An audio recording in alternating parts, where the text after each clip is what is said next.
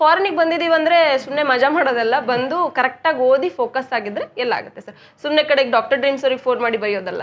Student ಓದಿಲ್ಲ ಅಂದ್ರೆ ನಮಗೆ ಫೋನ್ ಮಾಡ್ತೀವಿ, ಏನ್ ಸರ್ ಮಕ್ಳು ಸರಿಯಾಗಿ ನೋಡ್ಕೊಂತಿಲ್ಲ, ಅದು ಇದು ಅವನೇನೋ ಫೇಲ್ ಆಗಿದ್ದಾನಂತೆ.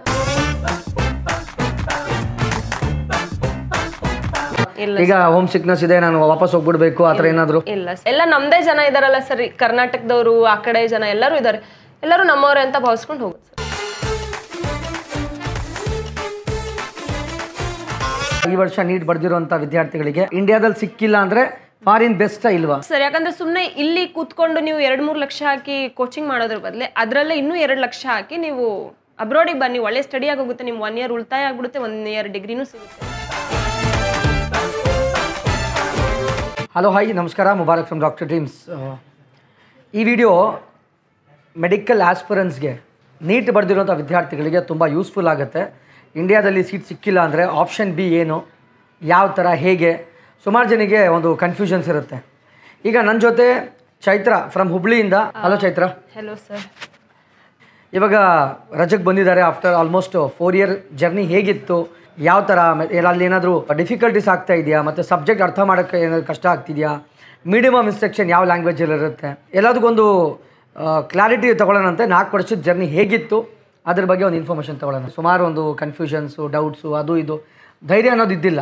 ಮತ್ತು ಪೇರೆಂಟ್ಸು ಯಾವ ಥರ ಪ್ರೌಡಾಗಿ ಫೀಲ್ ಆಗ್ತಾ ಇದ್ದಾರೆ ಅಬೌಟ್ ದಟ್. ಅಂದೀಗ ಅಪ್ಕಮಿಂಗ್ ಸ್ಟೂಡೆಂಟ್ಸ್ಗಳಿಗೆ ಒಂದು ಮೆಸೇಜ್ ಕೊಡಬೇಕಾದ್ರೆ ಏನು ಹೇಳಕ್ಕೆ ಇಷ್ಟಪಡ್ತಾರೆ ಸರ್? ನಾನು ಇಲ್ಲಿ ಬಂದಾಗ 4 ಇಯರ್ಸ್ ಮುಂಚೆ ಬಂದಿದ್ದೆ. ನನ್ನ ಹೆಸರು ಚೈತ್ರ, ಎಲ್ಲರಿಗೂ ಗೊತ್ತೇ ಇದೆ. ನಾನು ಹುಬ್ಳಿಯಿಂದ.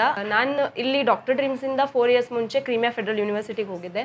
ನನ್ನ ಜರ್ನಿ ಸ್ಟಾರ್ಟ್ ಆಗಿದ್ದು ಇದೇ ರೂಮಿಂದ. ಇಲ್ಲಿಂದ ನಾನು ಅಲ್ಲಿ ಹೋಗಿ ಇವಾಗ 4 ಇಯರ್ಸ್ ಆಯಿತು. ಯಾವುದೇ ಅಡಚಣೆಗಳಿಲ್ಲ, ಯಾಕಂದರೆ ನನ್ನ ಜೊತೆ ಯಾವಾಗಲೂ ಡಾಕ್ಟರ್ ಡ್ರೀಮ್ಸ್ ಇದೆ. ಯಾವುದೇ ಸೆಕ್ಯೂರಿಟಿ ಆಗಿರಲಿ, ಸೇಫ್ಟಿ ಆಗಿರಲಿ, ಸ್ಟಡಿ ಬೇಸಿಸ್ ಆಗಿರಲಿ, ಎನಿ ಡೌಟ್ಸ್ ಏನಾದರೂ ಇದ್ರೂ ನನಗೆ ಹೆಲ್ಪ್ ಮಾಡೋಕ್ಕೆ ಡಾಕ್ಟರ್ ಡ್ರೀಮ್ಸ್ ಇದ್ದಾರೆ. ಸೊ ನಾನು ಅಪ್ಕಮಿಂಗ್ ಬರ್ತಾ ಇರೋ ನೀಟ್ ಆಸ್ಪಿರೆನ್ಸಿಗೆ ಇದೇ ಹೇಳೋದು, ಇಂಡಿಯಾದಲ್ಲಿ ಸೀಟ್ ಸಿಗೋದು ತುಂಬ ಕಷ್ಟ, ಎಲ್ಲರಿಗೂ ಗೊತ್ತಿದೆ. 450 ಆಗಲಿಲ್ಲ ಮಾರ್ಕ್ಸ್ ಅದಕ್ಕಿಂತ ಮೇಲೆ ಅಂದರೆ ಯಾರಿಗೂ ಏನೂ ಸಿಗೋದಿಲ್ಲ. ಸೊ ನಿಮ್ಮ 1 ಇಯರ್ನ ವೇಸ್ಟ್ ಮಾಡ್ಕೊಬೇಡಿ, because 1 year have more value. So ಅಬ್ರಾಡಿಗೆ ಬನ್ನಿ, ಸ್ಟಡಿ ಮಾಡಿ, ಮತ್ತು ಟ್ರಸ್ಟೆಡ್ ಕಂಪನಿ ಆಗಿ ಡಾಕ್ಟರ್ ಡ್ರೀಮ್ಸ್ ಅವ್ರು ಇದ್ದಾರೆ ನಿಮ್ಮ ಜೊತೆ, ಅವ್ರನ್ನ ಹೆಲ್ಪ್ ತೊಗೊಳ್ಳಿ ಮತ್ತು ಬಂದು ಜಾಯ್ನ್ ಆಗಿ ಅಂತ ಹೇಳಕ್ಕೆ ಇಷ್ಟಪಡ್ತೀನಿ ಸರ್. ನಾನು ಕ್ರೀಮಿಯಾ ಫೆಡರಲ್ ಯೂನಿವರ್ಸಿಟಿ ಅನ್ನೋದು ಒಂದು ವಾರ್ ಝೋನ್ ಅಂತ ಹೇಳ್ತಾರೆ, ಅದ್ರ ಬಗ್ಗೆ ಏನು ಹೇಳ್ತೀಮ್ಮ ಸರ್? ವಾರ್ ಝೋನ್ ಅನ್ನೋಕ್ಕೆ ನಾನು ವಾರ್ ಝೋನಲ್ಲೇ ಅಡ್ಮಿಷನ್ ತೊಗೊಂಡಿದ್ದು ಸರ್. ಇವಾಗ ವಾರ್ ಝೋನಲ್ಲಿ ಯಾಕೆ ಅಡ್ಮಿಷನ್ ತೊಗೊಂಡೆ ಅಪ್ಪ ಅಂದರೆ, ನೀವು ಹೇಳಿದ್ರಿ ಆ ಕಾಲೇಜ್ ತುಂಬ ಒಳ್ಳೆಯದು, ಮತ್ತು ಸೆಂಟ್ರಲ್ ಗೌರ್ಮೆಂಟ್ ಕಾಲೇಜ್ ಅಂತ. ಇವಾಗ ನಾನು ನಿಮ್ಮನ್ನು ಟ್ರಸ್ಟ್ ಮಾಡಿ ಅಲ್ಲಿ ಹೋಗಿರೋದು. ಇವಾಗ ನನಗೆ ಅಲ್ಲೇನಾದ್ರು ಪ್ರಾಬ್ಲಮ್ ಅಂದರೆ ಆ್ಯಸ್ ಯೂಶ್ವಲ್ ನಾನು ನಿಮಗೆ ಕಾಲ್ ಮಾಡ್ತೀನಿ. ಸೊ ಹಾಗೇನಿಲ್ಲ, ಸರಿಗೆ ಕಾಲ್ ಮಾಡಿದ್ದೀನಿ ಅಂದರೆ ಸರ್ ಫೋನ್ ಎತ್ತಲ್ಲ ಅಂತೇನಿಲ್ಲ, ಸರ್ ಫೋನ್ ಎತ್ತಾರೆ. ಲೈಕ್ ಎಲ್ಲ ಆಫೀಷಿಯಲ್ಸ್ ಯಾರ್ಯಾರು ಇದ್ದಾರೆ ಅವರೆಲ್ಲರೂ ನಾನು ಫೋನ್ ಎತ್ತಿ ಏನಾದರೂ ಪ್ರಾಬ್ಲಮ್ಸ್ ಇದ್ದರೆ ಸಾಲ್ವ್ ಮಾಡ್ತಾರೆ ಸರ್. ವಾರ್ ಅಂತ ಏನು ಇದು ಭಯ ಪಡೋ ಥರ. ಆದರೆ ಕ್ರೀಮಿಯಾ ಬಂದು ಒಂದು ಸೇಫೆಸ್ಟ್ ಪ್ಲೇಸ್ ಅಂತ ಹೇಳ್ತೀಯಾ? ಹಾಂ sir, safest place as compare to India. Abroad is safer than India. Like ಈಗ ಕಳಿಸ್ಬೇಕಂದ್ರೆ ಊಟ ಎಲ್ಲ ಸೆಟ್ ಆಗುತ್ತಾ ಇಲ್ವಾ, ಮತ್ತು ಫ್ರೆಂಡ್ಸ್ ಜೊತೆ ಅಡ್ಜಸ್ಟ್ ಆಗ್ತೀವಾ? ನಮ್ಮ ಇಂಡಿಯನ್ಸ್ ಯಾವ ಥರ ಇದೆ, ಏನಾದರೂ ರ್ಯಾಗಿಂಗ್ ಸಿಸ್ಟಮ್ ಏನಾದರೂ ಇದೆಯಾ? ಸರ್ ಇಂಡಿಯಾದಲ್ಲಿ ತುಂಬ ರ್ಯಾಗಿಂಗ್ ಇದೆ ಸರ್, ಬಟ್ ರಷ್ಯಾದಲ್ಲಿ ರ್ಯಾಗಿಂಗ್ ಇಲ್ಲ. ವೆರಿ ಇಂಪಾರ್ಟೆಂಟ್ ಅದೇ ಸರ್. ಇಲ್ಲಿ ಇಂಡಿಯಾದಲ್ಲಿ ಸೀನಿಯರ್ಸ್ ಹೇಗೆ ಬೇಕಾದಾಗೆ ರ್ಯಾಗಿಂಗ್ ಮಾಡ್ತಾರೆ, ಅಲ್ಲಿ ಯಾರು ರ್ಯಾಗಿಂಗ್ ಅನ್ನೋದೆಲ್ಲ ಮಾಡಲ್ಲ ಸರ್. ಅಂದರೆ ರ್ಯಾಗಿಂಗ್ ಫ್ರೀ ಅಂತ? Ragging free. ಯಾಕಂದ್ರೆ ಎಲ್ಲ ಬೇರೆ ಎಲ್ಲಾನು ದೇಶ ಬಿಟ್ಟು ಬಂದಿರ್ತೀವಲ್ಲ ಸರ್, ಹಂಗೆ ರ್ಯಾಗ್ ಮಾಡಿದರೆ ಹೇಗಾಗುತ್ತೆ? ಸೊ ರ್ಯಾಗ್ ಎಲ್ಲ ಇಲ್ಲ ಸರ್. ಕರ್ನಾಟಕದವ್ರು ಎಷ್ಟು ಜನ ಇದ್ದಾರೆ ಸ್ಟೂಡೆಂಟ್ಸು ಅಪ್ರಾಕ್ಸಿಮೇಟ್? ಅಂದರೆ ಈಗ ಫಸ್ಟ್ ಇಯರಿಂದ ಫೈನಲ್ ಇಯರ್ವರೆಗೂ ನಮ್ಮ ಸೌತಿಂದ ಎಷ್ಟು ಮಕ್ಕಳಿದ್ದಾರೆ ಟೋಟಲ್? ಸರ್ ಒಂದು ಏನಿಲ್ಲ ಅಂದರೂ 2500 ಮಕ್ಕಳಿದ್ದಾರೆ ಸರ್. ಅದರಲ್ಲಿ ಅರ್ಧಕ್ಕರ್ಧ ಡಾಕ್ಟರ್ ಡ್ರೀಮ್ಸ್ ಕಡೆಯಿಂದಾನೇ ಇರೋದು, ಯಾಕಂದರೆ ಅವ್ರು ಅಷ್ಟು ಫೇಮಸ್ ಮತ್ತು ಅಷ್ಟು ಟ್ರಸ್ಟೆಡ್. ಸೊ ಅವರಿಂದನೇ ಸ್ವಲ್ಪ ಜಾಸ್ತಿ, ಎಲ್ಲ ನಿಮ್ಮ ಕಡೆಯಿಂದಾನೆ, ಮತ್ತು ಎಲ್ಲ ಚೆನ್ನಾಗಿ ಇದ್ದಾರೆ ಸರ್, ಎಲ್ಲ ಹೊಂದ್ಕೊಂಡೇ ಹೋಗ್ತೀವಿ. ಸಬ್ಜೆಕ್ಟ್ ವೈಸ್ ಮಾತಾಡೋಕೆ ಬಂದರೆ ಈಗ ಫಸ್ಟ್ ಇಯರಿಂದ ಫೈನಲ್ ಈಗ ಆಲ್ಮೋಸ್ಟ್ 4 ವರ್ಷದ್ದು ಜರ್ನಿ. ಈಗ ಸಬ್ಜೆಕ್ಟ್ ವೈಸ್ ಯಾವ ಥರ ಎಲ್ಲ ಕ್ಲಾರಿಟಿ ಅರ್ಥ ಆಗ್ತಿದೆಯಾ ಫಸ್ಟ್ ಆಫ್ ಆಲ್ ಹೇಳ್ತಿರೋದು? ಯಾಕಂದರೆ ಕೆಲವ್ರಿಗೆ ಏನಂದರೆ ಅಲ್ಲಿ ಒಂದು ಡಿಫ್ರೆಂಟಾಗಿ ಹೇಳ್ಕೊಡ್ತಾರೆ. MBBS ಅಲ್ಲಿ ಬರೋ 19 ಸಬ್ಜೆಕ್ಟ್ಸು ಇಲ್ಲಿ ಅಬ್ರಾಡಲ್ಲಿ ಇವಾಗ ಕರೆಕ್ಟಾಗಿ ಟೀಚ್ ಮಾಡ್ತಾರೆ ಇಲ್ಲ. ಸುಮಾರು ಪೇರೆಂಟ್ಸ್ಗಳಿಗೆ ಒಂದು ಕನ್ಫ್ಯೂಷನ್ಸ್ ಇರುತ್ತೆ. ಅದ್ರ ಬಗ್ಗೆ ಸಬ್ಜೆಕ್ಟ್ ವೈಸು ಎಲ್ಲ ಕ್ಲಾರಿಟಿ ಆಗಿದೆಯಾ, ಅವ್ರು ಹೇಳ್ತಿರೋ ಕಮಾಂಡಿಂಗ್ ಎಲ್ಲ ಅರ್ಥ ಆಗ್ತಿದೆಯಾ ಅಂತ? ಸರ್ ನೀವು ಆಲ್ ಓವರ್ ವರ್ಲ್ಡ್ ಎಲ್ಲೇ ಹೋದ್ರೂ MBBS ಸಬ್ಜೆಕ್ಟ್ ಸೇಮ್. 19 ಸಬ್ಜೆಕ್ಟ್ಸ್ ಇಲ್ಲಿ, 19 ಸಬ್ಜೆಕ್ಟ್ಸ್ ಅಲ್ಲಿ. ಹಾಗಂತ ನೀವೇನು ಸುಮ್ಮನೆ ಹಾಗೆ ಕಳಿಸ್ತೀರಾ? ಅಲ್ಲಿ NMC ರೂಲ್ ನೋಡಿ ಕಳಿಸಿರ್ತೀರಾ. ಸೊ NMC ರೂಲ್ ಪ್ರಕಾರ ಎಲ್ಲ ಕಡೆನೂ 19 ಸಬ್ಜೆಕ್ಟ್ಸೇ ಇದೆ. 19 ಸಬ್ಜೆಕ್ಟ್ಸ್ ಅವರು ತುಂಬ ಕ್ಲಿಯರಾಗೇ ಹೇಳ್ತಾರೆ ಸರ್. ಎಲ್ಲ ಲೈಕ್ ಇಂಗ್ಲೀಷಲ್ಲೇ ಟೀಚಿಂಗ್ ಮಾಡ್ತಾರೆ. ನಿಮ್ಗೆ ಅರ್ಥ ಆಗಲಿಲ್ಲ ಅಂದರೆ ನೀವು ಎದ್ದೇಳಿ ಕೇಳಿ ಟೀಚರ್ಗೆ, ಟೀಚರ್ ಹೆಲ್ಪ್ ಮಾಡೋಕ್ಕೆ ತುಂಬ ಅಂದರೆ ಎಕ್ಸೈಟ್ಮೆಂಟ್ ತೋರಿಸ್ತಾರೆ, ಯಾರೋ ಕೇಳ್ತಾ ಇದ್ದಾರೆ ಹೇಳಕ್ಕೆ ಅಂತ. ಮತ್ತು ಸರ್ಜರೀಸ್ ಏನಾದರೂ ನಡೀತಾ ಇದ್ರೆ ದೇ ಕಾಲ್ ಅಸ್, ಬನ್ನಿ ಸರ್ಜರಿ ನೋಡಕ್ಕೆ ಬನ್ನಿ ಅಂತೆಲ್ಲ ಕರೆದು ಸರ್ಜರಿ ಎಲ್ಲ ತೋರಿಸ್ತಾರೆ. ನಮ್ಮ ಇಂಡಿಯಾದಲ್ಲಿ ಈಗ ಲಿಮಿಟೆಡ್ ಡಾಕ್ಟರ್ಸ್ ಇರೋದ್ರಿಂದ ಬಂದು ಒಂದು ಬ್ಯಾಚಲ್ಲಿ ಥಿಯರಿಟಿಕಲ್ ಪಾರ್ಟಲ್ಲಿ ಆಲ್ಮೋಸ್ಟ್ 150-200 ಸ್ಟೂಡೆಂಟ್ಸ್ ಇರ್ತಾರೆ ಒಂದೊಂದು ಬ್ಯಾಚಲ್ಲಿ. ಅದೇ ಒಂದು ಪ್ರಾಕ್ಟಿಕಲ್ ಅಂತ ಬಂದಾಗ 75 to 100 ಸ್ಟೂಡೆಂಟ್ಸ್ ಮಿನಿಮಮ್.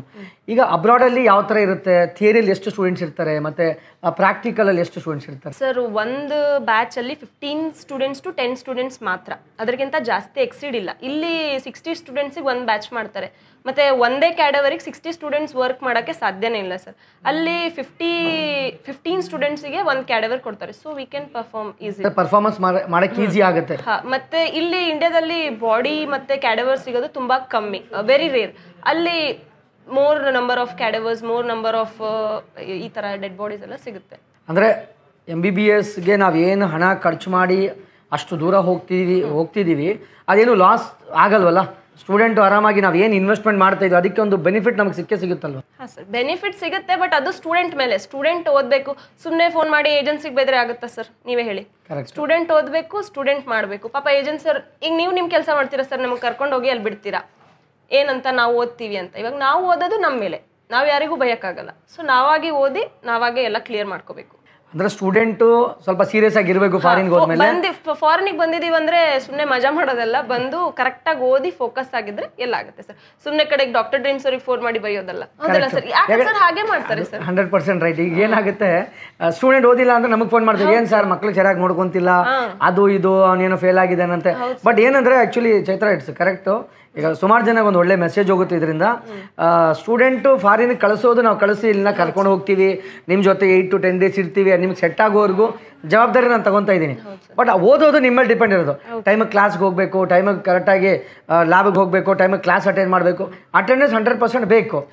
ಸ್ಟೂಡೆಂಟ್ ಹೋಗಿಲ್ಲ ಅಂದಮೇಲೆ ಸುಮ್ಮನೆ ಏಜೆನ್ಸಿ ಮೇಲೆ ಬ್ಲೇಮ್ ಮಾಡೋದು ಚೆನ್ನಾಗಿಲ್ವಲ್ಲ? ಅಟೆಂಡೆನ್ಸ್ ವೆರಿ ಇಂಪಾರ್ಟೆಂಟ್, ಓದೋದು ನಮ್ಮ ಮೇಲೆ ಸರ್.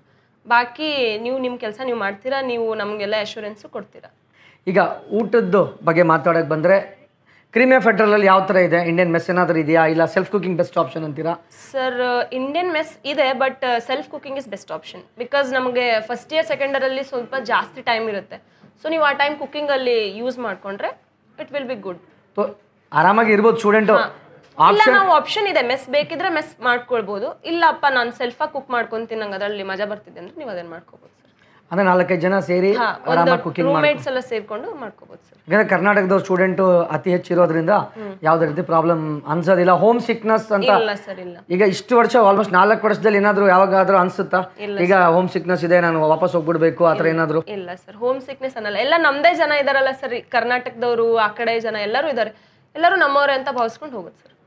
ಈಗ ಕ್ರೀಮಿಯಾ ಫೆಡರಲ್ ಯೂನಿವರ್ಸಿಟಿಗೆ ಬರುವಂಥ ವಿದ್ಯಾರ್ಥಿಗಳಿಗೆ ಏನು ಹೇಳಕ್ಕೆ ಇಷ್ಟಪಡ್ತೀರಾ? ಮತ್ತು ನೀಟ್ ಈ ವರ್ಷ ತುಂಬಾ ಟಫ್, ಇಷ್ಟು ವರ್ಷದಲ್ಲಿ ಟಫೆಸ್ಟ್ ಎಕ್ಸಾಮ್ ಅಂದರೆ ಈ ವರ್ಷನೇ ಕೊಟ್ಟಿರೋದು, ತುಂಬಾ ಡಿಫಿಕಲ್ಟ್ ಇದೆ.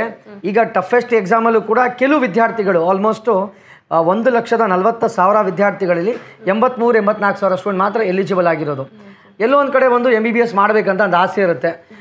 ಡಾಕ್ಟರ್ ಡ್ರೀಮ್ಸ್ ಅನ್ನೋದು ಒಂದು ಒಳ್ಳೆ ಪ್ಲ್ಯಾಟ್ಫಾರ್ಮಾ, ಇಲ್ಲ ಫಾರಿನ್ಗೆ ಹೋಗ್ಬೋದಾ? ಅದ್ರ ಬಗ್ಗೆ ಏನು ಹೇಳ್ತೀರಾ?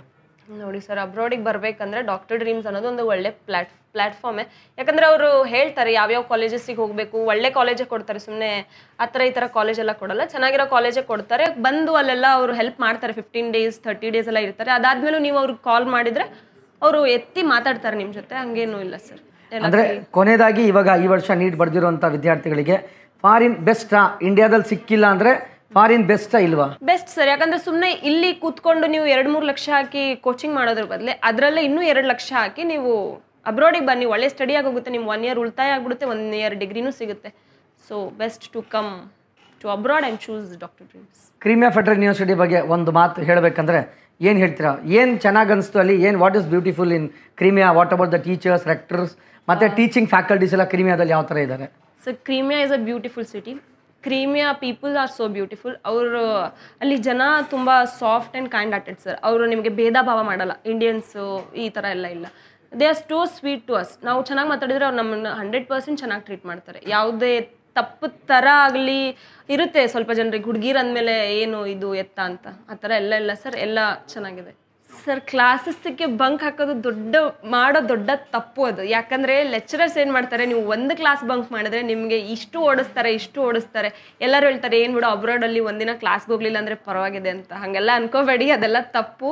ನೀವೇನಾದರೂ ಒಂದು ಕ್ಲಾಸ್ ಬಂಕ್ ಮಾಡಿದ್ರೆ ನಿಮ್ಗೆ ಏನಿಲ್ಲ ಅಂದರೂ ಟೀಚರ್ಸ್ 1 ಮಂತ್ ಅವ್ರ ಹಿಂದೆ ತಿರುಗಾಡಿಸ್ತಾರೆ ಒಂದು ಕ್ಲಾಸಿಗೋಸ್ಕರ. ಅದಾದಮೇಲೆ ಅವ್ರು ಕ್ರೆಡಿಟ್ ಮಾಡೋದು, ಅಲ್ಲಿ ತನಕ ಕ್ರೆಡಿಟ್ ಮಾಡೋದು. So it is the toughest thing to bunk. ಕೇಳಿದ್ರಲ್ಲ, ನೀಟ್ ಬರೆದಿರೋಂಥ ವಿದ್ಯಾರ್ಥಿಗಳಿಗೆ ರಷ್ಯಾದಲ್ಲೂ ಕೂಡ ಕ್ರೀಮಿಯಾ ಫೆಡರಲ್ ಯೂನಿವರ್ಸಿಟಿ ಅನ್ನೋದು one of the best option. 4 ವರ್ಷ ಮುಗಿಸ್ಕೊಂಡು ಸ್ಟೂಡೆಂಟ್ ಈಗ 5th ಇಯರ್ ಫೈನಲ್ ಇಯರ್ಗೆ ಹೋಗ್ತಾ ಇದ್ದಾರೆ. ಒಂದು ಒಳ್ಳೆಯ ಫೀಡ್ಬ್ಯಾಕನ್ನು ಕೊಟ್ಟಿದ್ದಾರೆ. ನೀವು ಕೂಡ ನಿಮ್ಮ ಮಕ್ಕಳಿಗೆ ಡಾಕ್ಟರ್ ಮಾಡಬೇಕು ಅಂದರೆ ಡಾಕ್ಟರ್ ಡ್ರೀಮ್ಸ್ ಅನ್ನೋದು ಒಂದು ಒಳ್ಳೆಯ ಪ್ಲ್ಯಾಟ್ಫಾರ್ಮು. ಇದೇ ರೀತಿ ಒಂದು ಸುಮಾರು ಯೂನಿವರ್ಸಿಟೀಸ್ ಆಪ್ಷನ್ಸ್ಗಳಿದೆ. ಚೈತ್ರ ಇವಾಗ 4 ವರ್ಷ ಮುಗಿಸ್ಕೊಂಡು 5ನೇ ವರ್ಷ ಹೋಗಬೇಕಾದ್ರೆ 4 ವರ್ಷ ಜರ್ನಿ ಯಾವ ಥರ ಇತ್ತು, ಸೇಫ್ಟಿ ಬಗ್ಗೆ, ಊಟದ ಬಗ್ಗೆ, ಕಾಲೇಜ್ ಬಗ್ಗೆ, ಎಜುಕೇಷನ್ ಬಗ್ಗೆ, ಮತ್ತು ರ್ಯಾಗಿಂಗ್ ಏನಾದರೂ ಇರುತ್ತಾ ಅಂತ ಸುಮಾರು ಪೋಷಕರ ಒಂದು ಕ್ವಶನ್ ಇದು. ಅದಕ್ಕೂ ಕೂಡ ನಿಮಗೆ ಆನ್ಸರ್ ಸಿಕ್ಕಿದೆ. ಹೆಚ್ಚಿನ ಮಾಹಿತಿಗಾಗಿ ಕಾಂಟ್ಯಾಕ್ಟ್ ಮಾಡಿ doctor dreams. Study MBBS abroad. Admissions have started. Our destinations: Russia, Georgia, Belarus, Bosnia, Philippines, Kazakhstan, Uzbekistan, and other European countries. Contact 1-800-270-1015. Visit us on drdreams.in. Dr. Dreams. Born for Doctor.